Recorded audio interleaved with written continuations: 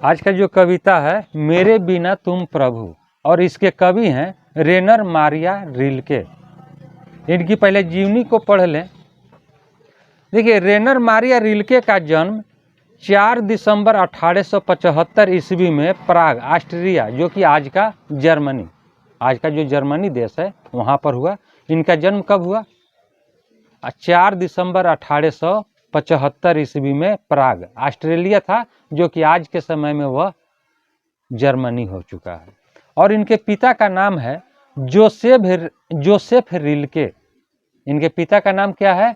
Joseph Rilke. और माता का नाम है सोफिया। यानी रेनर मारिया रिल्के के माता का नाम क्या है? सोफिया। और रेनर मारिया रिल्के की शिक्षा दीक्षा अनेक बाधाओं को पार करते हुए हुई है। यानी इनके शिक्षा दीक्षा में बहुत सारी परेशानियां आई। और इन्होंने प्राग और म्यूनिख विश्वविद्यालय में शिक्षा पाई। किस विश्वविद्यालय में शिक्षा पाई? प्राग और म्यूनिख विश्वविद्यालय में इन्होंने अपनी शिक्षा पाई। कला और साहित्य में आरंभ से ही इनकी गहरी रुचि थी।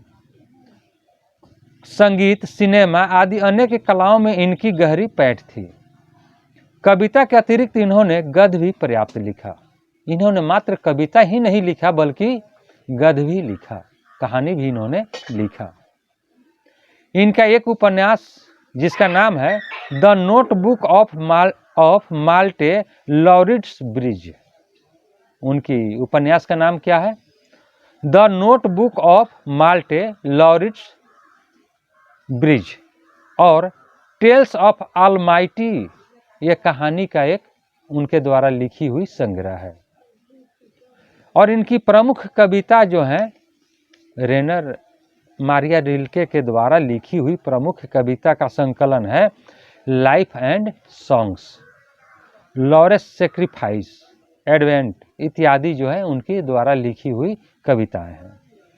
रेनर मारिया रिल्के का निधन यानी मृत्यु 29 दिसंबर 1926 में हुई।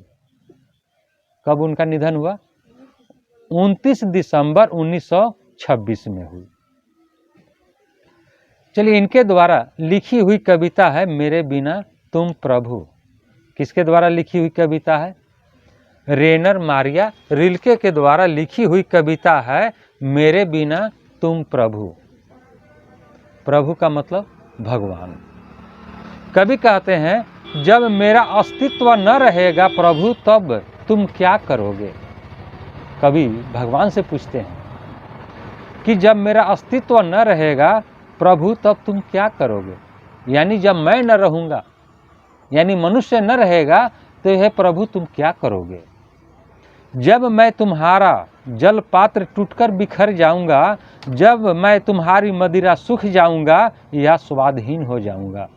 यानी कवि के द्वारा कहना है कि जब मनुष्य नहीं रहेगा तो तुम्हारी पूजा कौन करेगा। मैं तुम्हारा जल पात्र हूँ। जल पात्र जिसमें जल रखा जाता है वह कौन होता है? भक्त होता है। भगवान के लिए कौन होता है? वह भक्त। जब भक्त ही नहीं होगा तो भगवान क्या करेंगे। फिर कहते हैं जब मैं तुम्हारी मदिरा सूख जाऊंगा या स्वादहीन हो जाऊंगा।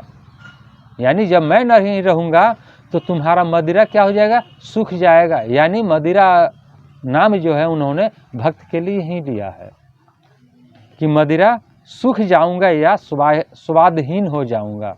स्वादहीन का मतलब जिसका कोई स्वाद ही न हो। मैं तुम्हारा वेश हूँ, तुम्हारी वृत्ति हूँ, मुझे खोकर तुम अपना अर्थ खो बैठोगे। यानी मैं तुम्हारा वेश हूँ, तुम मुझे चाहते हो इसलिए मैं तुम्हें भी चाहता हूँ। मैं तुम्हारा वेश हूँ, तुम्हारी वृत्ति हूँ, तुम्हारी कल्पना हूँ, मुझे खोकर तुम अपना अर्थ खो बैठोगे। यानी अगर तुमने मुझे छोड़ दिया तो मैं भी तो तुम्हें छोड़ सकता हूँ। मेरे बिना तुम गृहहीन निर्वासित होगे स्वागत विहीन। मैं तुम्हारी पादुका हूँ, मेरे बिना तुम्हारे चरणों में छाले पड़ जाएंगे, वे भटकेंगे लहू लुहान। कवि कहते हैं कि जब भक्त नहीं होगा, जब मैं नहीं रहूँगा तो तुम गृह विहीन निर्वासित हो जाओगे, यानी तुम्हारे रहने के लिए घर भी नहीं रहेगा। और ये सही बात है कि जब भक्त ही नहीं होगा तो भगवान की कौन पूजा करेगा, उनका स्वागत कौन करेगा, उनको स्वागत करने वाला भी कोई नहीं रहेगा। फिर आगे कवि कहते हैं, मैं तुम्हारी पादुका हूँ। पादुका का मतलब होता है खड़ाऊँ, जो पैरों में पहना जाता है। यानी भगवान के लिए भक्त क्या होता है, भगवान का वह पादुका है। कौन? भक्त। मेरे बिना तुम्हारे चरणों में छाले पड़ जाएंगे, वे भटकेंगे लहू लुहान। जब भक्त नहीं रहेगा तो तुम्हारी पादुका भी नहीं होगी। जब पादुका नहीं होगी तो तुम्हारे चरणों में यानी पैरों में छाले पड़ जाएंगे और वह तुम्हारा पैर जो है लहूलुहान हो जाएगा। फिर कभी आगे कहते हैं, तुम्हारा शानदार लबादा गिर जाएगा। तुम्हारी कृपा दृष्टि जो कभी मेरे कपोलों की नर्म सैया पर विश्राम करती थी, निराश होकर वह सुख खोजेगी जो मैं उसे देता था। कभी कहते हैं कि तुम्हारा शानदार लबादा गिर जाएगा। हे भगवान, तुम्हारा शानदार लबादा गिर जाएगा। लबादा का मतलब होता है कपड़ा। ये जो तुम्हारा शानदार लबादा है वो गिर जाएगा। क्यों? क्योंकि जब तुम्हारा भक्त नहीं रहेगा। तुम्हारी कृपा दृष्टि जो कभी मेरे कपोलों की नर्म सैया पर विश्राम करती थी। भगवान की कृपा दृष्टि जो है भक्त की कपोलों की नर्म सैया पर वह विश्राम करती थी, निराश होकर के वह सुख को खोजेगी। किसको खोजेगी? निराश होकर के वह सुख को खोजेगी जो मैं उसे देता था। यानी तुम्हारी कृपा दृष्टि को जो मैं सुख देता था, मैं जो आराम देता था, जब मैं नहीं रहूँगा तो वह निराश होकर के खोजेगी। दूर के चट्टानों की ठंडी गोद में सूर्यास्त के रंगों में घुलने का सुख। यानी कवि का कहना है कि दूर की चट्टानों में ठंडी गोद में, चट्टानों की ठंडी गोद में, चट्टान तो कड़ा होता है, लेकिन मेरा कपाल पर जो मैंने आपको नर्म सैया जो दिया हुआ था तो मुलायम है, लेकिन वो चट्टान तो कठोर होता है।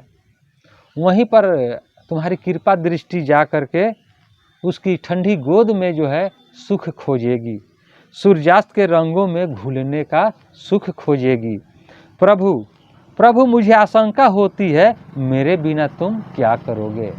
फिर कभी कहते हैं कि प्रभु मुझे आशंका होती है कि जब एक भक्त नहीं होगा तो आप क्या करोगे, तुम कुछ नहीं कर पाओगे। जब भक्त है तब तुम हो।